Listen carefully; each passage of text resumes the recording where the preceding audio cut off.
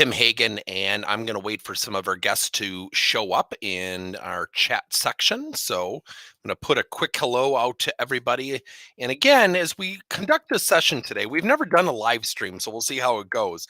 I do webinars all the time, and I'm really going to use this as an educational opportunity. This is not going to be some big sales pitch or, something where, you're kind of wondering what you showed up to. I'm going to really talk about why conversations are so vital right now. And I'm going to talk about some main areas, and I'm going to kick it off here in about 3 minutes. So, what we're going to do is just, really dive into some of the different coaching difficulties out there, what people are going through. And we're going to focus on four main areas. And I'm going to illustrate not only examples, but specific strategies of what you can do when coaching and when people are in embodying some of these um, some of these challenges when you think about motivation and fatigue and all these things. And so again, in the next 2 to 3 minutes, we'll get started when other people show up, and we are officially gone live as I'm just doing a brief introduction to test all the equipment. Looks like everything is working well, so so we'll get started here in, again, about 2 minutes when people show up. And if you have any questions, feel free to put them into the chat. If you have any questions offline, we'll give you our contact information as well. And so again, we will be able to assist you as we go through today's session. So as we are delivering our content, this will also be recorded, and this will also be something that you can ultimately utilize and share when the session is over. You can share it with some of your counterparts. So again, we'll get started here in about 2 minutes, and we will go from there. And feel free to put your questions in chat, everybody. That would be great. Awesome. Thank you so much.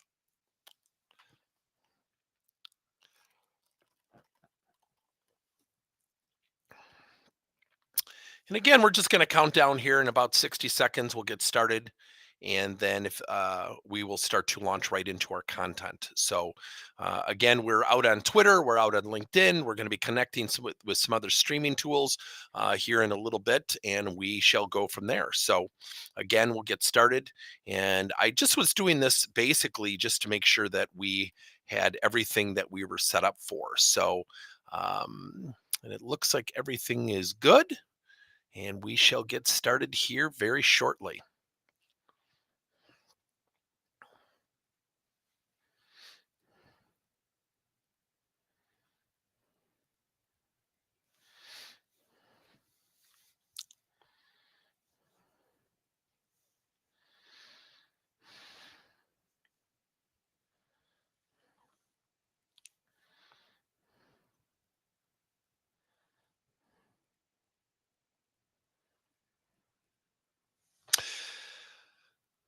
Hi, everybody. It is Tim Hagan from Progress Coaching. And today we are going to talk about why conversations are needed now more than ever. And when I look at everything going on in the world, I mean, there's certainly some much more serious things going on than just having conversations with people. So, we're going to still stick with the workplace, but obviously we know there's some pretty serious things going on in the world. When we are coaching people, and when you think about, how did we get here? How did we get to a point where we're coaching people, and why did coaching become so popular? I would say even in the last 2 years. Now, I've been doing this roughly about 27, 28 years. And let me just share something with you. It's amazing to me how much coaching has grown in popularity. And there's a reason for that.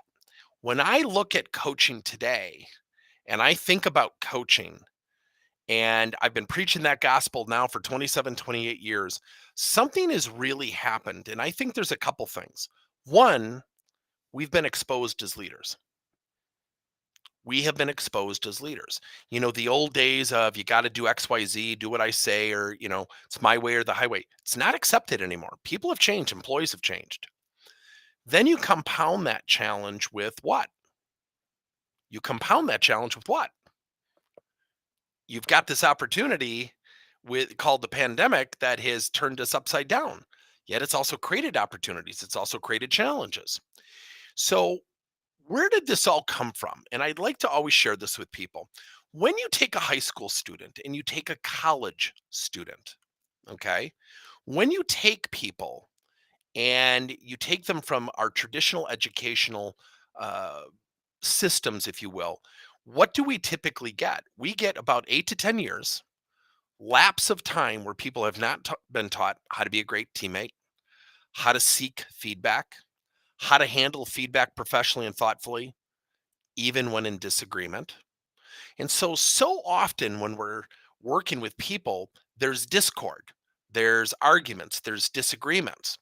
And we tend to want to fix people, right? We want to fix them. And I want to illustrate 4 areas with some conversation in terms of not only conversation in terms of what some examples I'm going to illustrate, but more importantly, what you can do as a coach. And I'll share this with you as I go back to 2 things. Coaching is a 2-step process. One, it's getting someone to look in the mirror.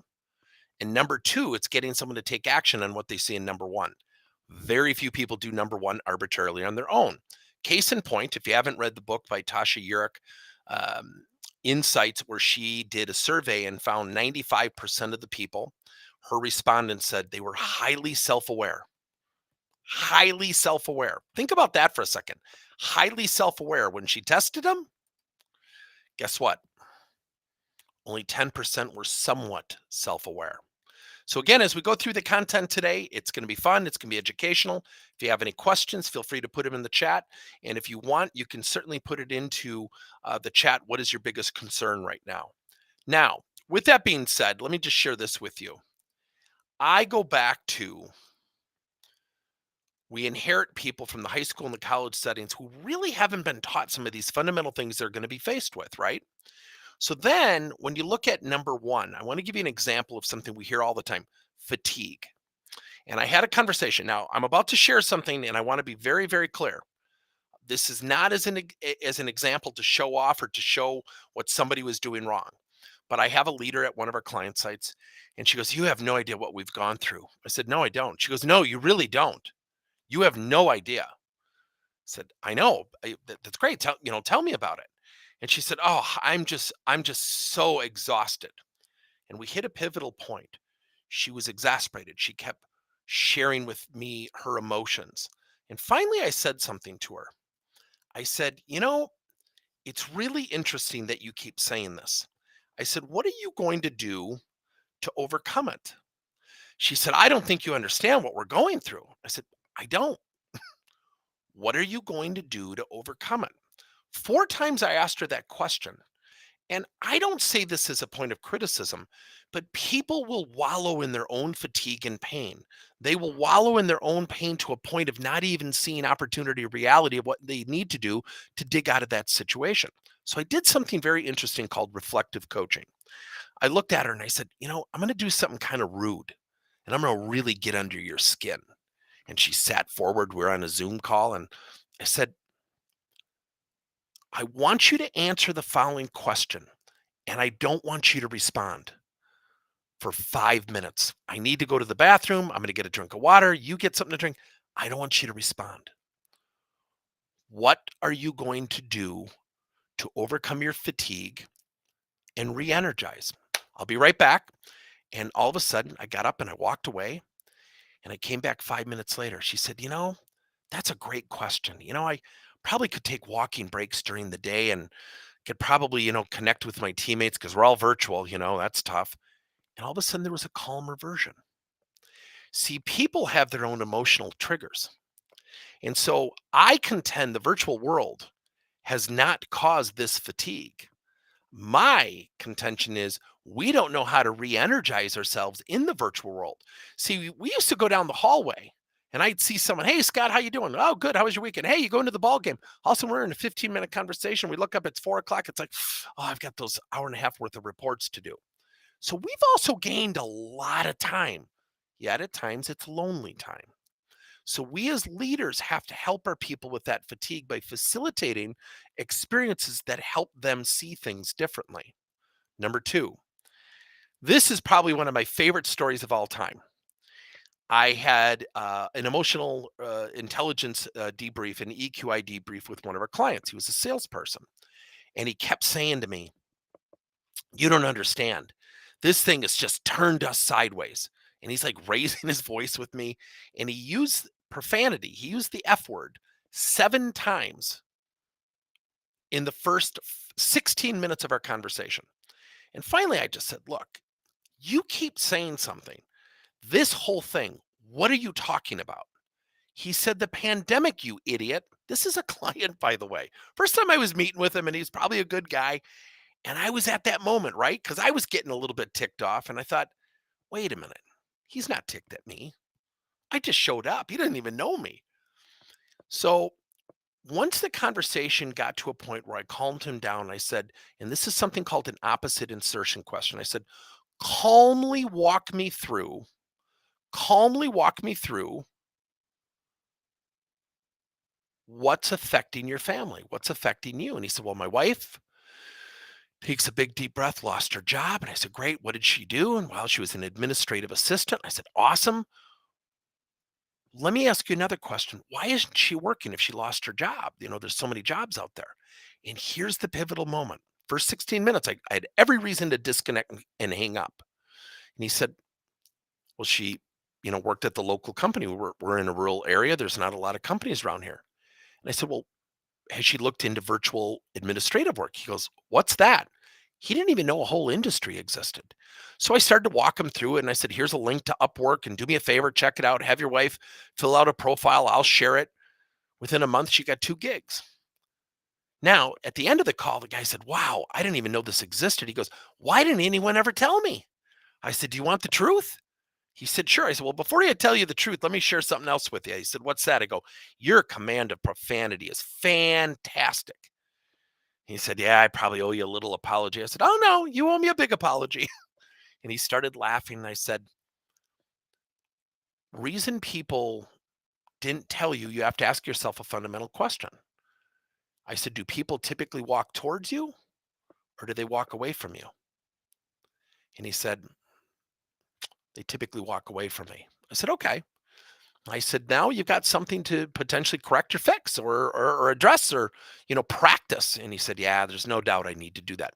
Last 14 minutes, great guy. Now, in that moment, I was getting frustrated because it was not fun to hear all those words said at me. Now, the third one is when someone says, oh, my people are just lacking motivation. They're so fatigued.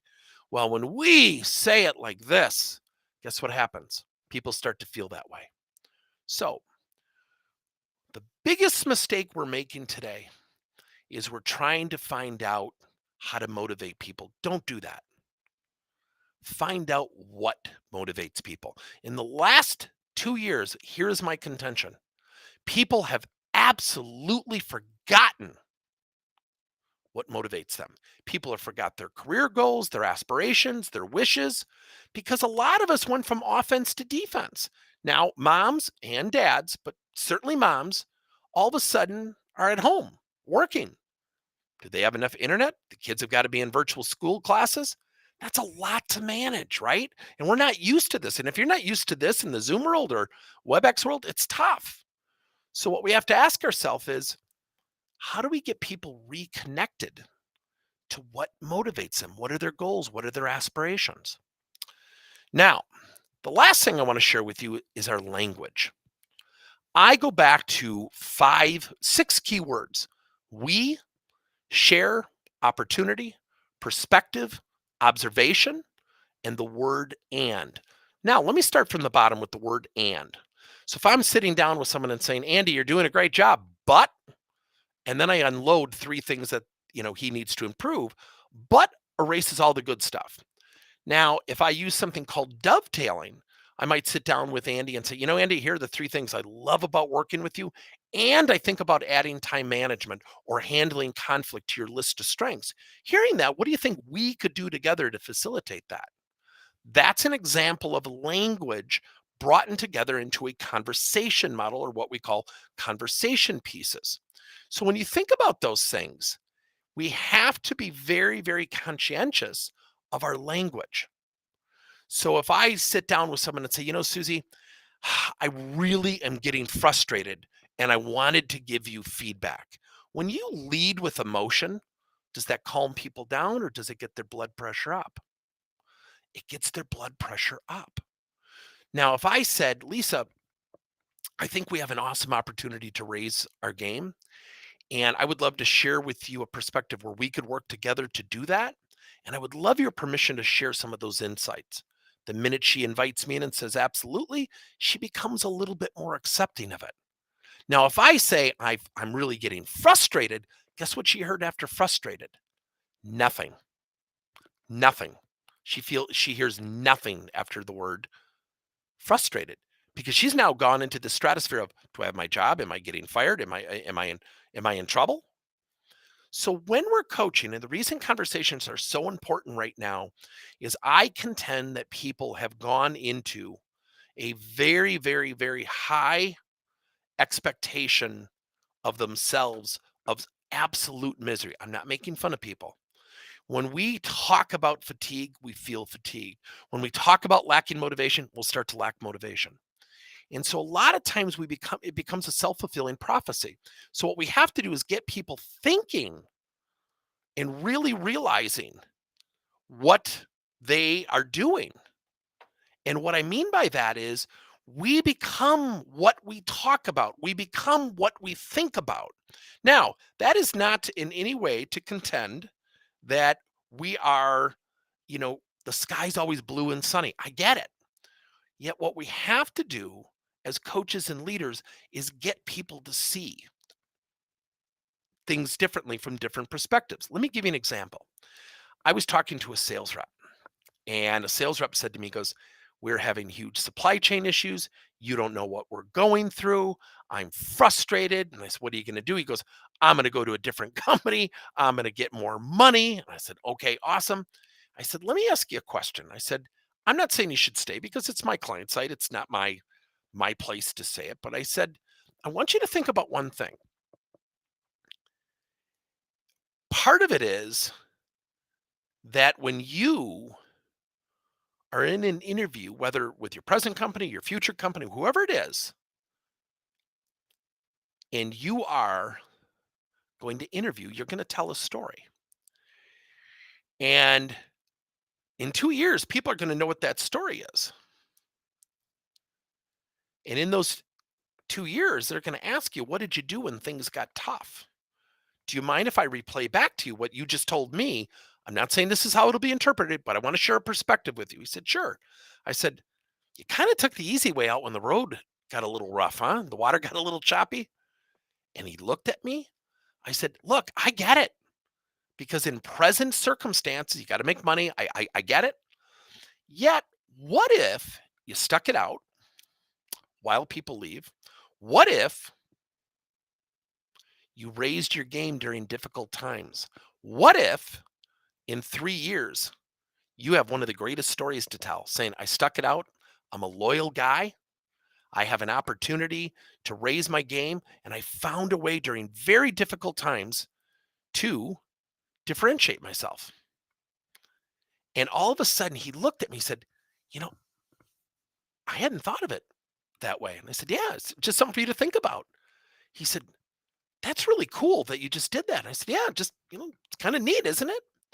So as we're having these conversations, everybody, I want you to think about, how to have these conversations, what questions you're going to ask, get rid of the word but, use the word and really good things will happen. So I'm going to stop there. Our first live stream. Let me know your thoughts. I hope this broadcast well. It's a very, very cool way to communicate with people. And I look forward to hearing from all of you again soon. Thanks.